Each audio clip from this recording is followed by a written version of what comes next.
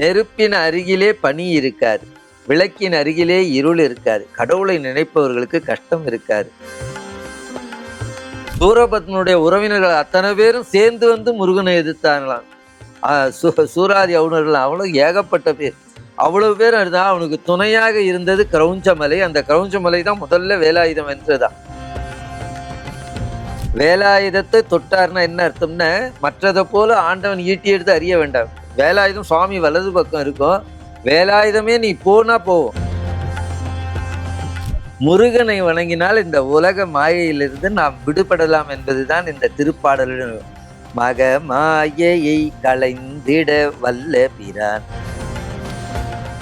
உங்கள் அபிமான தங்கமயில் இப்போது முகப்பேர் வெஸ்ட் மற்றும் புரசைவாக்கத்தில் ஆகஸ்ட் 23 ஞாயிற்றுக்கிழமை அன்று கிராண்ட் ஓபனிங். சக்தியுடன் நேயர்களுக்கு அன்பு வணக்கம்.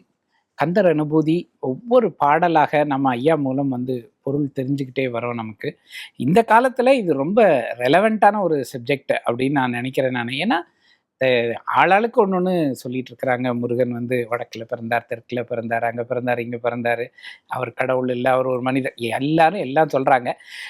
நமக்கு அத்தாரிட்டிங்கிறது அருணகிரிநாத சுவாமிகள் தான். அவர் தான் முருகப்பெருமானை நேரடியாக தரிசனம் செய்து அதற்கு பிறகு திருப்புகள்லாம் எழுதி நமக்கெல்லாம் வழிகாட்டி இருக்கிறார். அந்த அருணகிரி பெருமானினுடைய வாரிசாக வந்திருக்கக்கூடிய ஐயா வாரியார் சுவாமிகள் அவங்க நமக்கு கொடுத்துருக்கிற பொக்கிஷம் ரொம்ப பெரிது.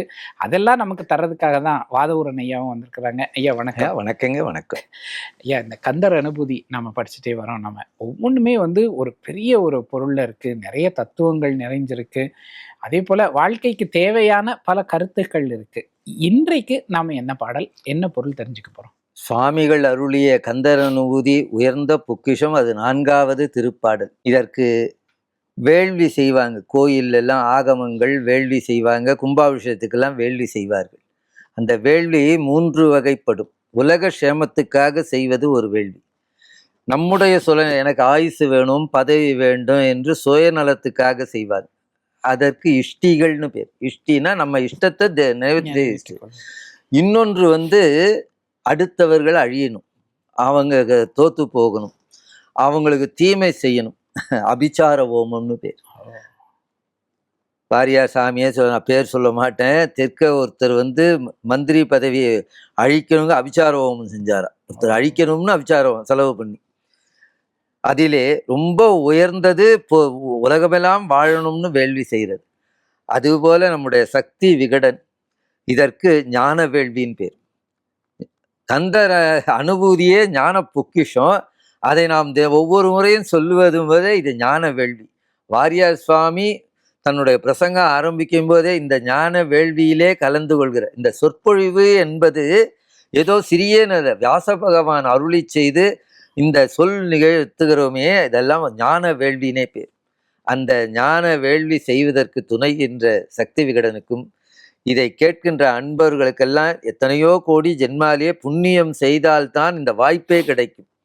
சிறியேன் பேசுகிறேன் என்றால் ஏதோ அணுத்துணை புண்ணியம் செய்ததுனாலே இதை சொல்லக்கூடிய வாய்ப்பு. இதில் இன்று 4வது திருப்பாடல். வளைபட்ட கை மாதோடு மக்களேனும் தலைப்பட்டு அழிய தகுமோ. வளைபட்ட காதுனா பெண்கள்லாம் இப்போ வளையல் போட்டுக்கிறேன். ஆனால் இப்போ என்னவோ பார்த்தா நிறைய பேர் வளையலே போடுறதில்லை. நான் கூட ஏம்மா வளையல் போடுறது இல்லைன்னு கேட்போம். அது எங்களுக்கு கம்ப்யூட்டர் இடிக்கும் போதெல்லாம் கை இடிக்குது. வளைபட்ட கை மாதோடு, வளையல் எப்படி இதை சூழ்ந்து இருக்கிறதோ அதுபோல இந்த ஆன்மாக்கள் எல்லாம் உலக துன்பத்திலே சுழன்று கொண்டு இருக்கிறோம்ங்கிறது அந்த வளையல் காமிக்குதான். வளைபட்ட மாதோடு, வளைபட்ட மாதோடுனா அது தொடர்ந்து சுற்றத்தார், உறவினர்கள், மாமா, மைத்துனர், இப்படி சுற்றங்கள், உலக பந்தங்கள், அதை குறிக்குதான் இந்த வளைபட்ட மாதோடு மக்கள் எனும். மக்கள்னா சுற்றத்தார்கள். வளைபட்ட மாதோடு மக்களெனும் தலைப்பட்டு அழிய. தலைனா தடைன்னு அர்த்தம். நாம் இறைவனை அடைவதற்கு இந்த உலக பற்றுகள்லாம் தடையா இருக்குதாம். அது தலைனா தடையா இருக்கிறது. நம்ம சைவ சித்தாந்தத்திலே சொல்லுவாங்க பதி பசு பாசம். அந்த பாசம் என்பதுதான் தலை. வளைபட்ட கை மாதோடு மக்கள் எனும் தலைப்பட்டு அழிய தகுமோ தகுமோ. முருகா, இந்த அருமையான பிறவி எனக்கு கிடைச்சிருக்குப்பா. இவ்வளவு ஞானம் பெற்ற நான் உன் அருளை பெற முடியாமல் தவிக்கிறேனே, இந்த உலக மாயையில சிக்குண்டு தவிக்கிறேனப்பா. வளைபட்ட மாதோடு மக்களெனும் தலைப்பட்டு அழியத் தகுமோ தகுமோ. இப்படி உயர்ந்த பிறவி பெற்று நான் இப்படி வீணா அழிஞ்சு போகலாமே. உதிக்கின்றான் சூரியன் அவன் பின்னே ஓடுகின்றன ஒவ்வொரு நாளாய். தினம் நம்ம கேலண்டரை கிழிக்கிறோமே, ஒரு நாளைக்கு கேலண்டர் கிழிக்க இருக்க மாட்டோமே, நாள் போயிடுமே. இப்பதான் ஆரம்பிச்ச மாதிரி இருக்குது, கிடுகிடுன்னு 6 மாசம் ஓடி போயிடுச்சு. ஆகையினாலே காலம் சூரியன் ஒரு முறை உதித்து எழுந்தா ஒரு நாள் போயிடுது. அப்படியே நான் போயிட்டு இறந்து விட்டால் இந்த பிறவி வீணா போயிடுமே. இந்த பிறவியினுடைய பயன் உன்னை அடைய வேண்டாமா? இந்த உலக மாயை ஆகிய தலையிலே சிக்குண்டு நான் தவிக்கலாமா? அவரு தப்பிச்சுண்டார். நாம் பாடுவதற்காக தகுமோ தகுமோ என்று நமக்காக பாடிய பாடல். ஆசிரமவாசிகள் தவறு செய்தால் காந்தி உண்ணாவிரதம் இருப்பார். குழந்தைக்கு ஜலதோஷம்னா அம்மா மோர் புட்டுக்க மாட்டாங்க. அதுபோல அருணகிரி பெருமான் நாமெல்லாம் கடைத்தேற வேண்டும் நோக்கிலே இதை எனக்கு அவரு எல்லாம் கடந்தவர். ஆனால் நாம் பூஜையிலே பாடுவதற்காக வளைபட்ட கை மாதொடு மக்கள் என்னும் தலைப்பட்டு அழிய தகுமோ தகுமோ கிளைப்பட்டு எழு சூருரமும் கிரியும் தொலைப்பட்டு உருவத்தொடு வேலவனே. சூரபத்மன்னு 1008 அண்டங்கள் 108 யுகம் அவனுக்கு உதவியா இருந்த கிரௌஞ்ச மலை, தாரகாசுரனுக்கு மலை பாதுகாப்பா இருக்குது. நமக்கு கூட இமயம் மலை அரணாக இருக்கிறது, நமக்கு பாதுகாப்பா இருக்கு. அதுபோல கிரௌஞ்ச மலை தாரகாசுரனுக்கு அரணா இருக்குதான். அந்த கிரௌஞ்ச மலை இருக்கிறதே தெரியல. அப்படி அவனை அழிப்பதற்காக உன் வேலாயுதத்தை கிரௌஞ்ச மலையில அழித்தாய்.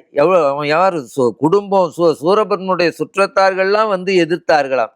அப்படி அவன் மலை ரூபமாக கிரௌஞ்ச மலையாக இருந்தவனுடைய ஞான வேலாயுதத்தினாலே துகள் செய்தாய். அதுபோல இந்த உலக மாயையிலே நான் சுற்றப்பட்டு சுற்றத்தார்களாலே இடர்படுகிறேன்.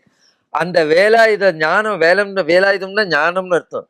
அந்த கிரௌஞ்சனை அடித்த அந்த ஞானம் பொக்கிஷம் போல உன்னுடைய திருவடி ஞானத்தினாலே இந்த உலக மாயையெல்லாம் நாம் வெல்ல வேண்டும் என்ற உட்குறிப்பு அதுல இருக்குதான். வளைபட்ட கை மாதோடு மக்கள் எனும் தலைப்பட்டு அழிய தகுமோ தகுமோ கிளைப்பட்டு எழு சூரம். கிளைப்பட்டுனா உறவினர்கள். சூரபத்மனுடைய உறவினர்கள் அத்தனை பேரும் சேர்ந்து முருகனை எதிர்த்தாங்களாம். சூராதி அவுணர்கள் அவ்வளவு ஏகப்பட்ட பேர், அவ்வளவு பேர் அதுதான். அவனுக்கு துணையாக இருந்தது கிரௌஞ்ச மலை. அந்த கிரௌஞ்ச மலை தான் முதல்ல வேலாயுதம் வென்றதா. அத மலை போல இருக்கிற துன்பங்களை எல்லாம் ஞானத்தினாலே வென்றார் என்ற உட்பொருள். வளைபட்ட கை மாதொடு மக்களேனும் தலைப்பட்டு அழிய தகுமோ தகுமோ கிளைப்பட்டு எழு சூரமும் கிரியும் தொலைபட்டுரு தொடு வேலவனே. வேலாயுதத்தை தொட்டார்னா என்ன அர்த்தம்னா, மற்றதை போல ஆண்டவன் ஈட்டி எடுத்து அறிய வேண்டாம். வேலாயுதம் சுவாமி வலது பக்கம் இருக்கும். வேலாயுதமே நீ போனா போவோம், அது எரிய வேண்டாம், ஆயுதம் மாதிரி பயன்பட. இப்பெல்லாம் சொல்றாங்களே ராக்கெட்லாம் இங்கே உட்காந்து பட்டன் தட்டினா பட்டன் ராக்கெட்டே போகுது. ஆண்டவன் எவ்வளோ பெரிய ஞான பண்டிதன். அவன் வேலாயுதத்தை கட்டளையிட்டு அது நேராக போய் அழிச்சுட்டு வந்துடுவான். அந்த பாடலிலே, இந்த 4வது பாடலிலே வளைபட்ட மாதோடு மக்களேனும் தலைப்பட்டு அழிய தகுமோ தகுமோ கிளைப்பட்டு எழு சூரமும் கிரியும் தொலைபட்டு உருவத் தொடு வேலவனே என்று வேலாயுதத்தினாலே ஞானத்தினாலே எல்லா துன்பங்களும் விலகும். அஞ்ஞானம் இருக்கிறவர்ல துன்பம், ஞானம் இருந்தால் இன்பம். அதான் அறிவானந்தம். விவேகானந்தர் வடமொழியிலே ஞானானந்தம் என்று சொல்வார்கள். அந்த ஞானத்தினாலே உலக தலைகளை வெல்ல வேண்டும் என்று இந்த பாடலிலே சொல்லுகிறார். அடுத்த பாடல் 5வது திருப்பாடல். இந்த பாடலிலே சுவாமி நாமெல்லாம் மாயையிலே மூழ்கியெல்லாம் சொல்றாங்க, மாயை மாயை. அந்த மாயையை வெல்வதற்கான வழியை சொல்லுகிறார். மக மாயையை களைந்திட. மகா மாயை என்பதை இந்த குறைந்து ஓசை குறைந்து பாடலுக்காக குறைப்பட்டு வருது. மகா மாயை என்பதை மகமாயை என்கிறார். மக மாயையை களைந்திட வல்ல பிரான். சில பேர் வல்லவராக இருந்தால் தானே நல்ல தொழில் செய்ய முடியும். ஆண்டவன் மாயையை வெல்வதில் ரொம்ப கெட்டிக்காரானாம். மகமாயையை களைந்திட வல்ல பிரான். பிரான் என்ற சொல்லுக்கு பிரியான் என்ற சொல் பிரான் என்று வந்ததாம். ராமபிரான், கண்ணபிரான், சிவபிரான், இந்த பிரான் பிரான் என்று சொல்லலாம் உயிர்களை விட்டு இறைவன் பிரிய மாட்டான் என்பது. இதை வாரியார் சுவாமி நன்றியோடு சொல்லுகிறார். பாம்பன் சுவாமிகள் சொன்ன உரையா. பிரான் என்ற சொல்லுக்கு உயிர்களை விட்டு இறைவன் பிரியான் என்று பாம்பன் சுவாமிகள் சொன்னதாக சுவாமிகள் இங்கு அதை நினைவுபடுத்தி எழுதுகிறார். மக மாயையை களைந்திட வல்ல பிரான் முகம் ஆறும் மொழிந்தும் ஒழிந்திலனே அகமாடை மடந்தையர் என்று அயரும் சக மாயையுள் நின்று தயங்குவதே. நம்ம தான் எத்தனையோ முறை நம்ம படிக்கணும். பட்டணத்தார் ஒரே ஒரு வரி படிச்சார். காதற்ற ஊசியும் வாராது காணும் கடை வழிக்கே. நாம இறந்துட்ட காது இல்லாத ஊசி கூட வராதுன்னு அர்த்தம். அது என்னது காது இல்லாத ஊசின்னா, காது இருந்தாதான் அந்த நூல் நுழையுமா. நல்ல நூல்கள்ல காதுல நுழையணும். அது நுழையலன்னா காதற்ற ஊசின்னு, நல்ல நூல்களை படிக்கலன்னு அர்த்தம். அதுபோல இந்த நாமெல்லாம் மாயையிலே சிக்குண்டு இருக்கிறோம். ஏன் இதை எத்தனையோ முறை நாம சொல்லுறோமே, நம்ம அந்த இன்னும் வெளியில வரலையே. மாயையானி அந்த வினை நம்மை தடுக்கிறது. பட்டணத்தாரு 9 கோடி சொத்தை தூக்கி தெருவுல போட்டு போயிட்டார். குமாஸ்தா கேட்டாரு, ஐயா இந்த பணத்தெல்லாம் நம்மளை வாரி தெருவுல போடுறான்ட்டார். தூக்கி தெருவுல போட்டார். ஒரு வினாடியில திறந்துட்டு போயிட்டார். அவர் வாழ்க்கையில நடந்த குறிப்பு, ஒரு நாள் அந்த வயல்லாம் அறுத்துட்டு இருப்பாங்க. அறுத்துட்டு அந்த மடையில தலை மேல அந்த வாய்க்கால் போறது, நான் 2 நிலத்தை நடுவுல மடைன்னு பேர். அந்த மடையில தலை வச்சு படுது. அங்க 2 பெண்கள் போறாங்களா. ரமான்னு பேரு, உமான்னு பேர். இந்த ரமா சொல்றாங்க, உமா எவ்வளோ பெரிய துறவி பாரு, 9 கோடி சொத்து வச்சிருந்தாரு, மாட மாளிகையெல்லாம் விட்டுட்டு இந்த அறுத்த வயல்ல இப்படி படுத்துட்டு இருக்கிறாரு. இப்படி இல்லை இருக்கணும் ஒரு துறவின்னு. இவரல்லவா சிறந்த துறவி. உமா சொன்னாலாம், எல்லாம் உண்மை தாண்டி, எல்லாத்தையும் திறந்தாரு, இன்னும் தலைக்கு உயரம் வேணும்னு தோணுது. மடத்து மேல தலை வச்சுல படுத்துக்கிறாரு. நாமளா இருந்தா கோபம் வரும். பட்னத்தார அந்த அம்பிகையே வந்து அருள் சொல்லலாம். உண்மைதானே, தலைக்கு உயரம் தானே, மட மேல தலை வச்சு வயல்ல படுத்துருக்கிறேன். அவ பராசக்தி எனக்கு இப்படி சொல்லுன்றான்னு சொல்லிட்டு கன்னத்துல போட்டுட்டு அப்புறம் நடு வயல்ல படுத்துனேன். தலைக்கு உயரம் வராம நடு வயல்ல திரும்ப வந்தாங்க. வரும்போது ரமா சொல்றா, உமா இப்ப பாத்தியா சாமி நடு வயல்ல. எல்லாம் சரிதாண்டி, ஊரார் நம்மளை பத்தி என்ன பேசுறாருன்னு கேட்கிறாரு, இன்னும் அந்த துறவு குறையலன்னாராம். அதுக்கப்புறம் பட்னத்தார் சொல்றா, இனிமேல் செத்தாலை போல திரியினாராம். இனிமேல் அவன் செத்து போன மாதிரி இருக்கணும்னு பட்னத்தார் வாழ்க்கையில நடந்த குறிப்பு சொல்றார். நம்ம உலக மாயையில சிக்குண்டு இருக்கிறோம். அவ்வளவு துறந்தவரையே அந்த பெண்கள் அப்படி சொன்னாங்களாம், என்ன திறந்துட்டாருன்னு. ஆக இந்த மாயையான இதுல சிக்குண்டு இருக்கோம். முருகனை வணங்கினால் இந்த உலக மாயையிலிருந்து நாம் விடுபடலாம் என்பதுதான் இந்த திருப்பாடலின். மக மாயையை களைந்திட வல்ல பிரான் முகம் ஆறும் மொழிந்தும் மொழிந்திலனே. முருகா, உன்னுடைய 6 முகம் சொல்ல வேண்டாம், ஒரு முகத்தை சொன்னாலே என்னுடைய மாயை விலகுமே. ஏன் என்னும் விலகவில்லை, நான் செய்த தவக்குறைவா. முகமாறும் ஒழிந்தும் ஒழிந்திலனே. அப்படி ஒண்ணு நான் சொல்றது என்ன சொல்றேன், என் வாய் மட்டும் சொல்லுது முருகான். ஊன் உள்ளம் நாடி நரம்பெல்லாம் சேர்ந்து சொல்லணுமா. காதலாகி கசிந்து கண்ணீர் மல்கி ஓதுவார்னார். நான் அப்படி முருகாங்கிறத ஒருமையோட சொல்லவில்லையோ. ஏன்னா ஒரு முகத்தை சொன்னாலே மாயை போகுமே, 6 முகம் சொல்லியும் என் குறை தீரவில்லையே, நான் செய்த தவக்குறைவா. முகமாறும் மொழிந்தும் மொழிந்திலனே. அகமாடை மடந்த, அகம்னா வீடு, மாடம்னா வீட்டை குறிக்கும். அகமாடு மடந்தையரென்று அயரும் சக மாயையுள் நின்று தயங்குவதும். இந்த என் வீடு, என் நலம், என்னோடதுன்னு நினைச்சுட்டு இருக்கிறோமே, அதெல்லாம் மாயை. நம்ம இப்ப எவ்வளவு பாண்டியராஜனுடைய அரண்மனை இருக்குது, சோழராஜனுடைய அரண்மனை இருக்கு, அவன் கட்டின கோயில் இருக்கு, பாண்டியர் கட்டின கோயில் இருக்கு, மாட மாளிகை எல்லாம் இல்லை. அகமாடை, மாடுங்கிறது பெண்களை குறிக்கும். அகமாடை மடந்தையர் என்று சக மாயையுள் நின்று தயங்குவதே. இந்த குடும்பம், உறவு இதெல்லாம் உண்மை என்று நான் ஒரு முறை சொல்லும்போது சொன்னேன். மாதா நாஸ்தி பிதா நாஸ்தி நாஸ்தி பந்து சகோதரர்கள் அர்த்தம் நாஸ்தி கிரகம் நாஸ்தி. எல்லாம் நம்ம சொந்தம்னு நினைக்கிறோம். உயிர் போகும்போது ஒருத்தரும் சொந்தம் கிடையாது. யாவரே இருந்தும் யாவரே வாழ்ந்தும் யாவரே எமக்கு உறவாகியும் தேவரீர் அல்லால் திருவுளம் அறிய திசைமுகம் வேறு உளதோ. பாவலான் ஒருவன் செந்தமிழுக்கிறங்கி பறவையார் ஊடலை மாற்ற இரவெலாம் உடன்று இறைவனே ஏக நாயகனே.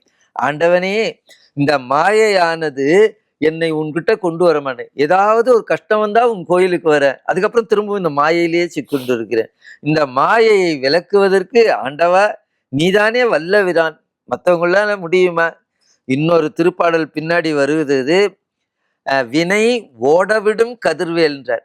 நமக்கு வினையினாலதான் துன்பம் வருது, அந்த வினைய வேலாயுதம் விரட்டுதான். வினை ஓடவிடும் கதிர்வேல் என்று பின்னே வரும் கந்தர் அனுபூதியிலே வருகிறது. இந்த மாயையிலிருந்து நான் விடுபட வேண்டும் ஆண்டவா என்று தினம் தினம் சாமி கிட்ட ரிக்வஸ்ட் பண்ணிக்கிறேன். வேண்டுதல் மாதிரி.